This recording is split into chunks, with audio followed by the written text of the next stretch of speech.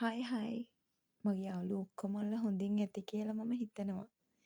රුෂිනී Walpola YouTube channel එකට ඔයාලව ආදරෙන් පිළිගන්නවා.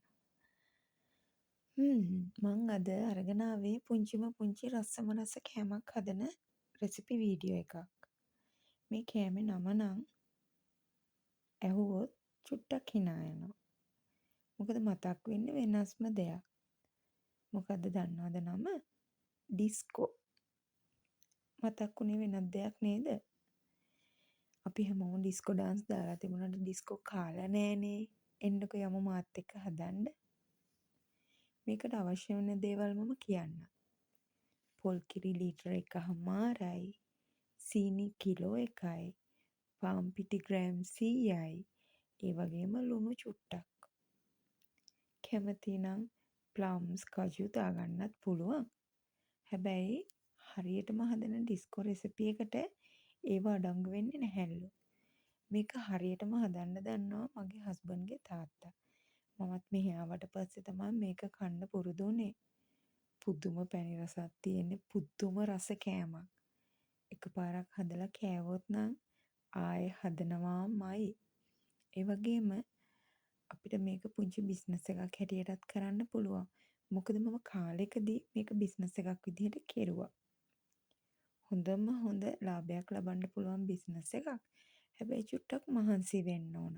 මොකද මේක අපිට මේ කිලෝ එකෙන් හදන සීනි කිලෝ එකෙන් හදන ඩිස්කෝ එක හදන්න පැය 2.5ක් ගියා.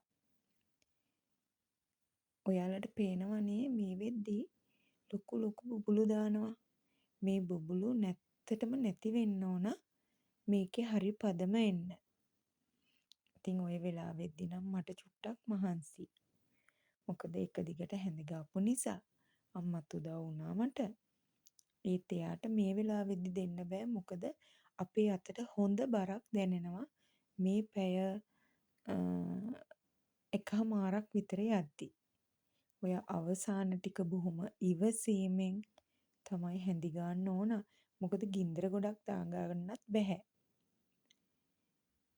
එහෙම වුණොත් අඩි අල්ලනවා.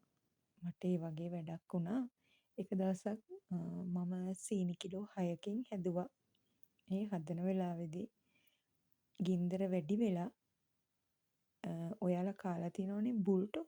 අන්න බුල්ටෝ පදමක් ආවා. මට අද වගේ මතකයි. ඒක එහෙම්මම තාච්චිය පිටින්ම අයින් කරන්න සිද්ධ වුණා. මොකද ඒ තරම් අඩිය ඇල්ලුවා. සමා වෙන්න ඕන අඩිය ඇල්ලුවා අපේ තාච්චිය. ඒක නිසා ගින්දර වැඩි වෙන්නත් බෑ, ගින්දර අඩු වෙන්නත් බෑ. සාමාන්‍ය ප්‍රමාණයට තියලා තමයි ගින්දර දාගෙන හැඳි ගන්න ඕන.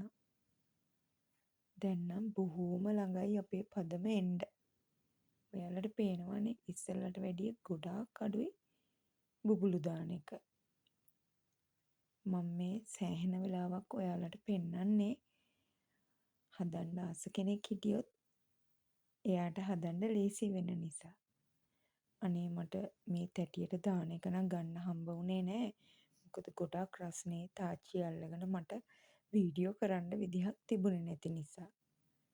ඉතින් අපි තැටියකට පොල් තෙල් ගා ගන්නවා නම් ඒත් හොඳයි. නන් ස්ටික් තැටියක් නම් පොල් තෙල් ගාන්න අවශ්‍ය වෙන්නේ නැහැ. ඊට පස්සේ අපි ওই විදිහට තැටියට දාලා කෙසෙල් කොලයකින් හොඳින් තුනී කරගන්න ඕන. මගේ හස්බන්ඩ් තමයි උදව් වුණේ කෑලි කපා ගන්න. ওই වෙද්දි කරන්ට් එකත් ගියා.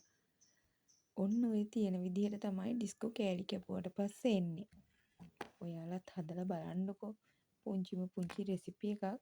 හැබැයි හොඳ ලාභයක් ගන්න පුළුවන් රෙසිපි එකක්. පුදුම රසක් තමා තියෙන්නේ. මම කිව්වේ එකපාරක් හදලා කෑවොත් ආයේ හදනවාම තමයි. ඉතින් මං හිතනවා මගේ රෙසිපි එකේ කාට හරිම ප්‍රයෝජනයක් වෙයි කියලා. එහෙම ප්‍රයෝජනයක් වුණා නම් මට කමෙන්ට් එකක් දාන්න අමතක කරන්න එපා.